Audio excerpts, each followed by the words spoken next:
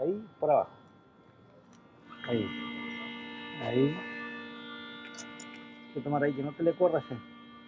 Ahí. Ahí. Bien. Sí. Suelta más, más ahí. Y así, viste. Allá. Los primeros recuerdos que tengo en mi vida es acompañando a mi papá al mar, a pescar o a bucear.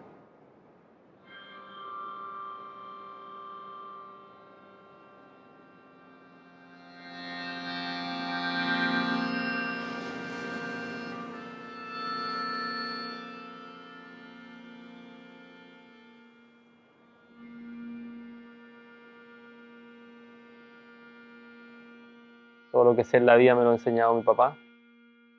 Y todo lo que sé del mar y de la naturaleza, a respetarlo, a protegerlo y a cuidarlo, lo he enseñado de mi familia.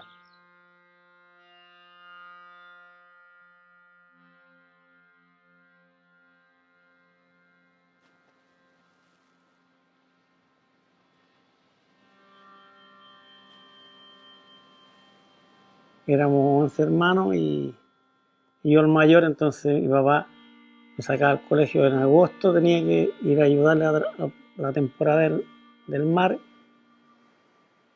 Tenía un caballo, entonces me llevaba a Lanca a mí y alojábamos en las cuevas ahí.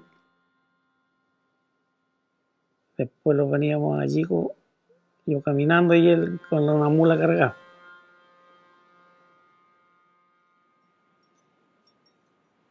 Por parte de mi papá, por parte de mi mamá, vienen 3, 4 generaciones de familias que han vivido cerca del océano toda su vida.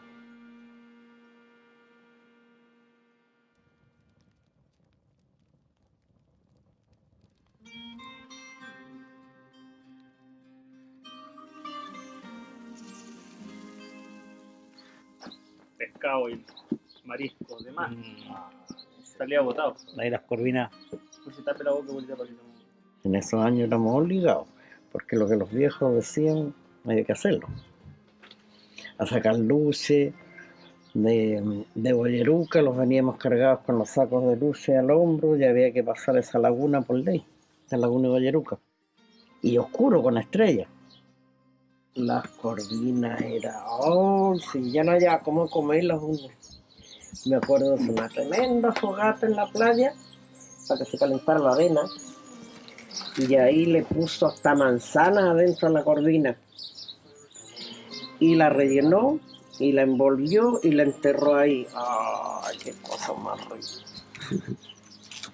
Si ya no había cómo comérsela.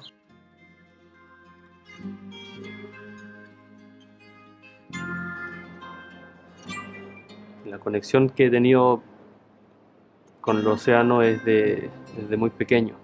Yo creo que algo que ya viene en la sangre, que viene impuesto por generaciones.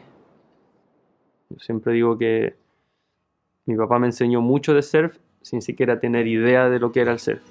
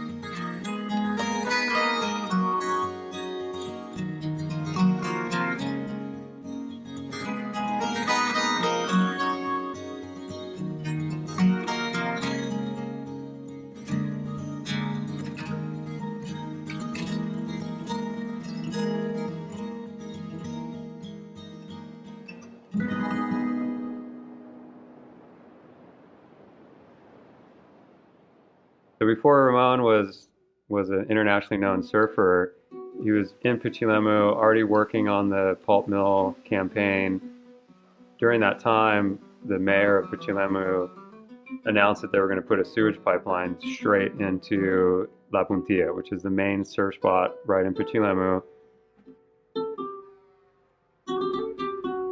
And Ramon rallied everybody together and marched throughout the town. They coordinated a protest. They even grabbed a bunch of trash and dumped it on the mayor's doorstep, and succeeding in blocking the sewage pipeline. It really did galvanize Ramon's sort of position as an environmentalist. Seeing that they could actually be successful, you know, it was incredibly empowering for the Chilean surf community and the Chilean community as a whole.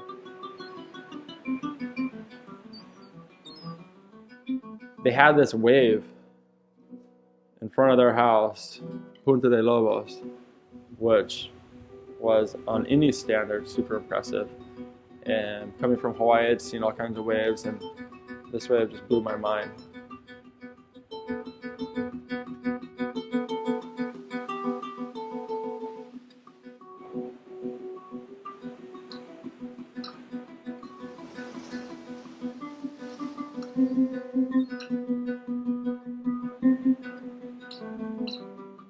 Chile is what California used to be like 100 years ago. It has incredible surf, it has incredible coastlines, it has fertile valleys and rivers, and it's developing so quickly that a lot of the surfers and a lot of the people don't really realize what's happening. On its way to Punta de Lobos is just construction, which, you know, isn't bad, but when you don't have a plan, when you don't think about it, all of a sudden you've built everything out.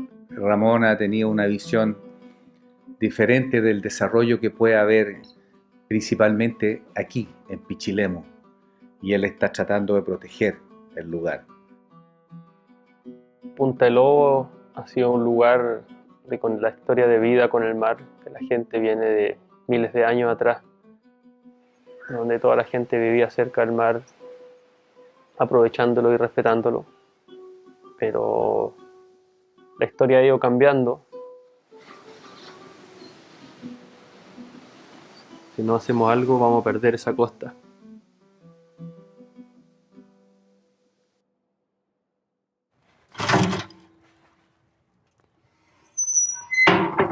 It's incredible to think from where he comes, you know, and how many walls he have to push down. At that time, the people don't have money, they don't have almost nothing, you know. He developed the power, you know, of the Chilean fisherman. You know, Ramon coming from, you know, a little fishing town, you know, learned to surf on, you know, scrap board that somebody left there. He was surfing as hard as he could. He was surfing all day long, 3 sessions a day, regardless of the equipment, doing his own ding repair, you know, just whatever it took to stay in the water and improve. A professional surfer when he was starting, you know, there was no such thing. You know, it was probably the most far-fetched, outlandish thing, you know, a kid growing up in Pichilemu could have ever dreamed. The dream may have been there, but the reality was so distant. It's about the you know, the passion, the sacrifice, the conviction. That's the word. The conviction he has, you know. Ramón siempre lo empecé a notar que era así, bueno, muy bueno en el agua y muy enfocado. Siempre así sabía lo que quería. Quería salir de Pichilemu y conocer el mundo más allá. Él es un cazador. Su padre y él son cazadores, son buzos, cazadores de pescado. Y él tiene un objetivo y él va y busca su objetivo y lo consigue.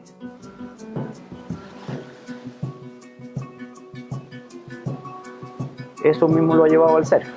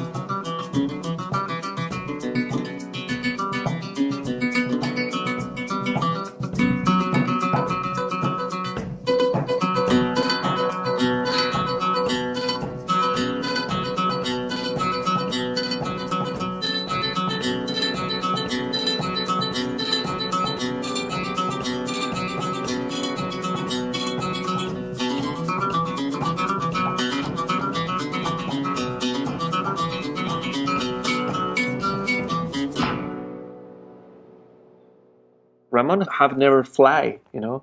I don't know that. But when I arrived to the airport, he told me, man, it's my first time. I saw this fear face, you know.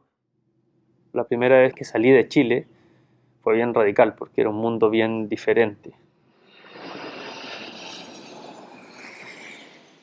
Ramon, Diego, and their friend Vaca, boogie boarders, show up to my house with $100 between the three of them and no surfboards.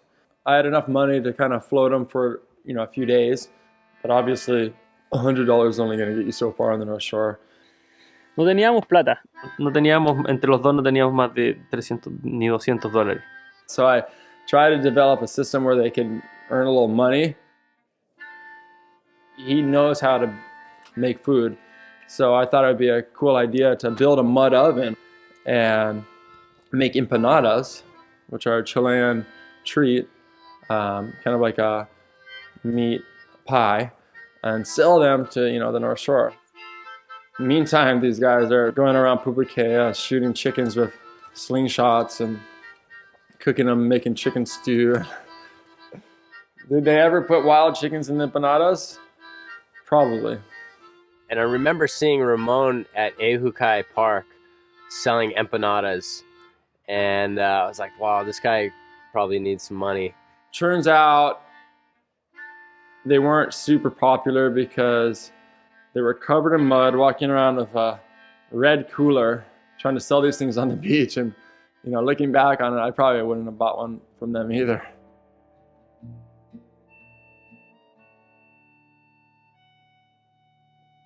The night that they got there, I picked them up. The surf was pumping.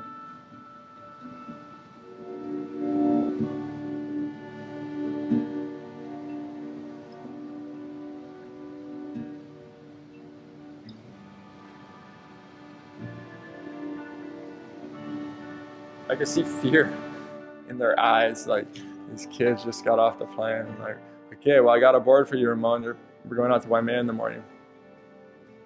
Yo siguiendo alcohol y con miedo, sí, con harto miedo, nervioso.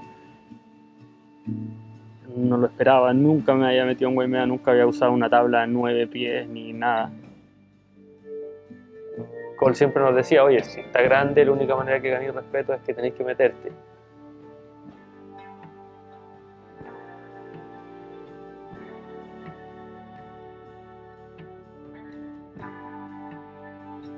I could definitely tell the first couple times I saw Ramon that Cole must have dragged him out because Ramon was kind of pretty far out on the shoulder and he was tripping, you know? Well, the first time I met Ramon was surfing out at Himalayas, and Cole brought him out there, and basically anybody who can punch through all those lineups just to get out to that outside reef deserves to be out there.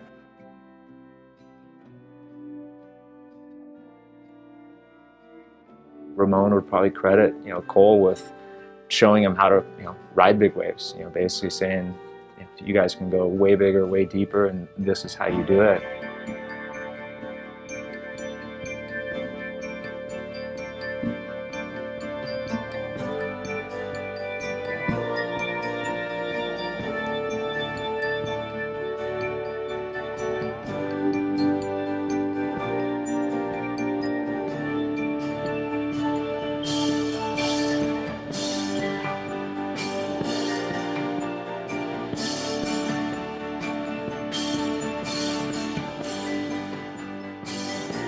Gringo de mierda, me hizo meterme a olas gigantes, cagarme de susto muchas veces.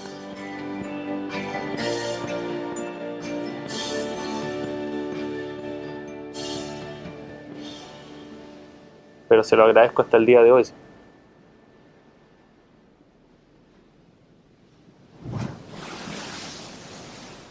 I brought him out for his first time to Waimea, and 10 years later,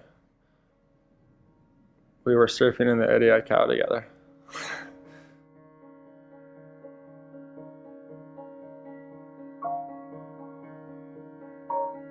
Being invited to the Eddie is validation on the highest level as far as a big wave surfer and waterman. To be invited to that event, you know that people that really know their stuff in your peer group recognize you as one of the best big wave surfers in the world. Eddie, I call him. Surfed, lived, swam, loved him. He had respect. He knew the tides, he knew the energy. He knew that any one of the waves here, without respect, would kill you.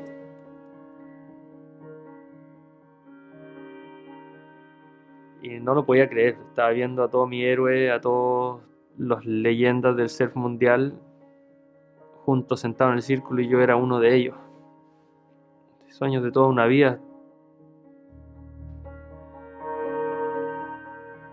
As a big wave rider, you know, like Waimea is one of like the premium big waves in the world, and it's by far the most inconsistent. It's by far the most elusive big wave in the world. It breaks all the time, but it never breaks huge. Very rarely, maybe once every 5 years. If you want your chance at a wave that's going to change your life kind of wave at Waimea, even if you want it super bad, you may not ever get the chance.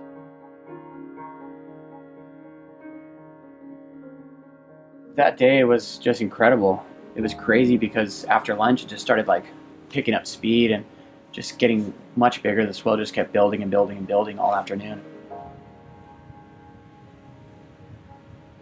I want to say Sonny was in that heat, Greg Long, and that was really the heat of the event because there were so many big waves came in during that heat, that 1 hour. And we stood on the beach for 45 minutes waiting for a gap in the waves just to get out of the shore break.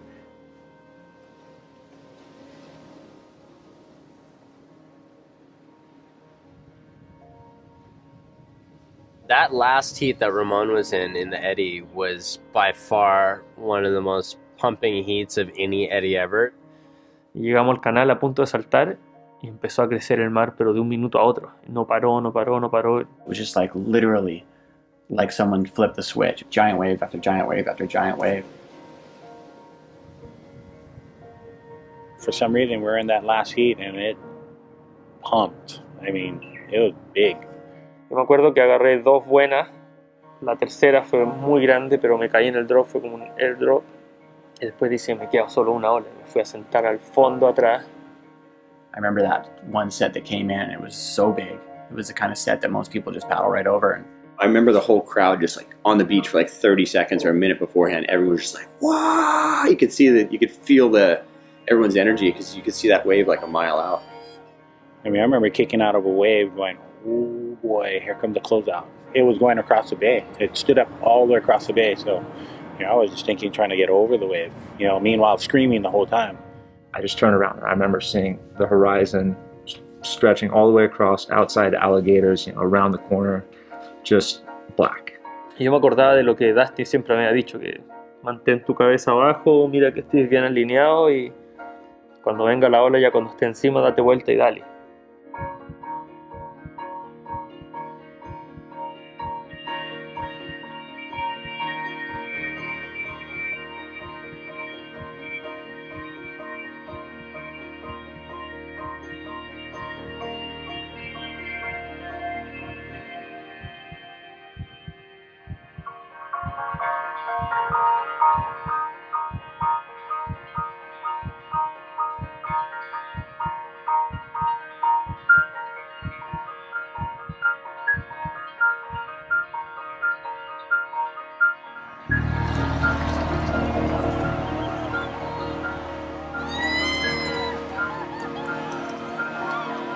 He got to the bottom and blasted all around and he came out and the whole crowd just went crazy. It was literally like he won the Super Bowl or something.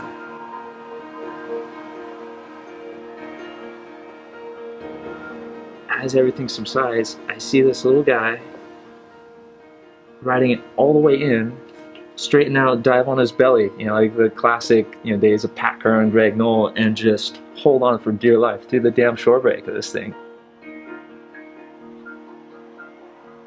I got goosebumps all up my back right now. It was crazy to watch that in person. That was the biggest wave caught during the event. Ridden perfectly, covered up in the white water, full drama, pops out, rode it all the way through the shore break. That's one of the best waves ever in any eddy. And that was one of the greatest big waves of all time, for sure, ever ridden. Lo único que escuchaba era toda la gente gritando, ¡wow! ¡wow! El estadio gigante gritando. Y muy loco, estaba la paloma ahí con su guata gigante, con Inti a punto de nacer. Tenía muchas ganas de llorar porque sabéis todo lo que había pasado para llegar a ser alguien en Hawái y que pase todo en una hora. Era...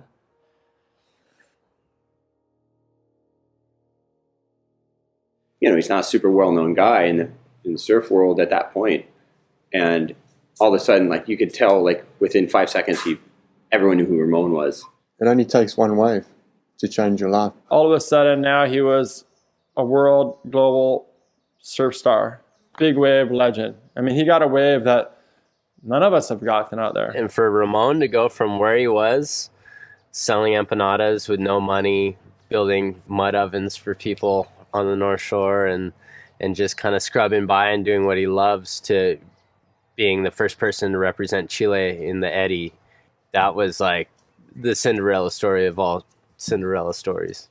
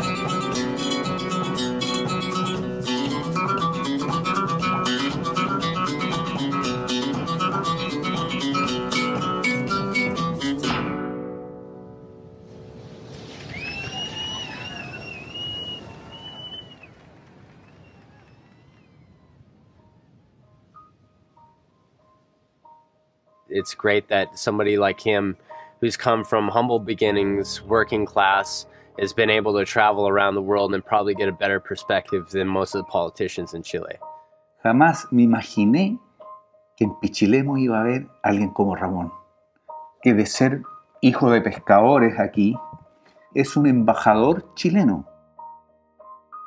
Si Ramón lleva adelante una protección a la costa, a las olas, a proteger el medio ambiente, puede tener mucha ayuda. Es una autoridad de la hora. And is utilizing what he has, and what he has is a voice, and he has followers, and he has people that look up to him. El CERF me está dando una oportunidad de poder hablar y expresar la realidad de mi país, y esa voz yo creo que tengo que aprovecharla. With Ramon as really sort of the vehicle, you know, he's the one who's motivating all these different people, entities to kind of rally around this cause to basically form a land trust and save Punta Lobos. He really wants to get this right because he knows that it can be a model for the rest of Chile to preserve the really unique coastline that they have. You know, he's the guy that's gonna roll up his sleeves and make it happen. He's the unifier, and he's we're gonna get this done.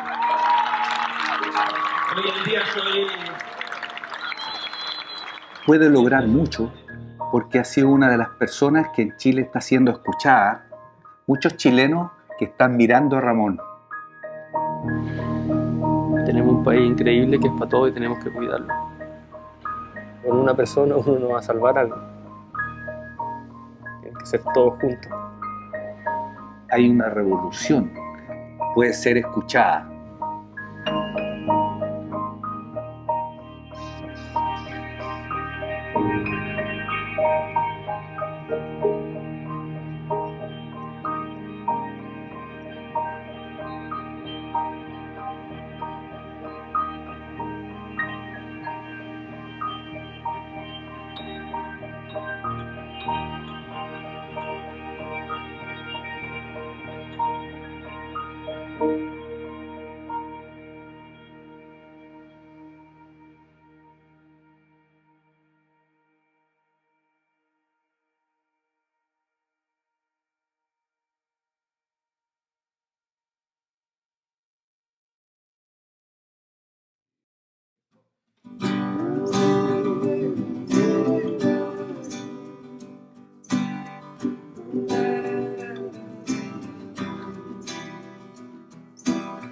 Está en la punta de los lobos,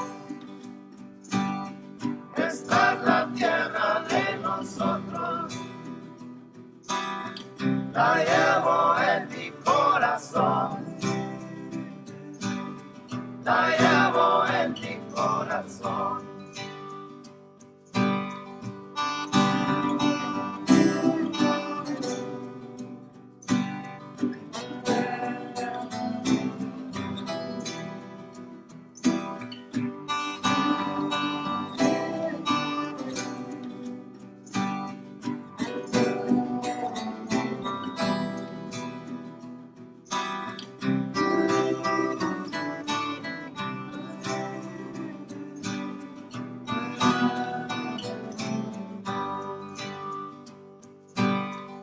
Esta es la punta de los lobos, esta es la tierra de nosotros, esta es la punta de los lobos, esta es la tierra de